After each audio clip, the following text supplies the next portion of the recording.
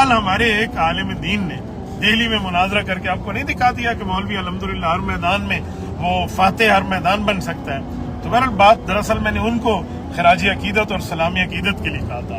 मैं मुफ्ती वाहिदी साहब को और मुफ्ती शुमाइल साहब को, इन सब की मेहनतों को, काविशों को, यहाँ से आपका भाई मुफ्ती अब्दुल वाहिद कुरैशी पाकिस्तान से आपको सलाम पेश करता है। शाबाश, वेल डन, बेहतरीन, जबरदस्त, महजबीन, दिल नशीन, हसीन अंदाज में आपने ये लड़ाई लड़ी है। और मैं इनकी इस काविश को अप्रिशिएट करते हुए अरबाब मदारिस को, बर्रे सगीर के अरबाब मदारिस को, खुसूसन बाकियों को तो मैं कहना चाह रहा हूँ, लेकिन बर्रे सगीर जिसने इल्मी दुनिया में दुनिया पर हुक्मरानी की है, तो बर्रे सगीर में लेकर ना हम सबको एक हो जाना चाहिए इस मसले पे।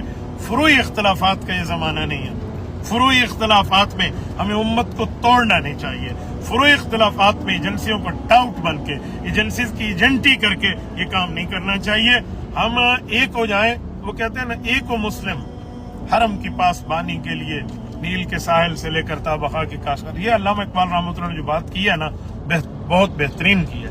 हम ये छोटे छोटे मसलों में पढ़ के ना, यकीन माने, ये स्पीड ब्रेकर आके हम बड़े कामों से गाफिल हो जाते हैं। लिहाजा इस बड़े काम पे हम अपने तमाम फुज़ला उलमा को बतौर एक जो है ना, क्या कहते हैं, तैयारी किए हुए उनको इस मैदान में उतारना चाहिए और इस मैदान में जुमला तरीके पे हमें आगे आना चाहिए।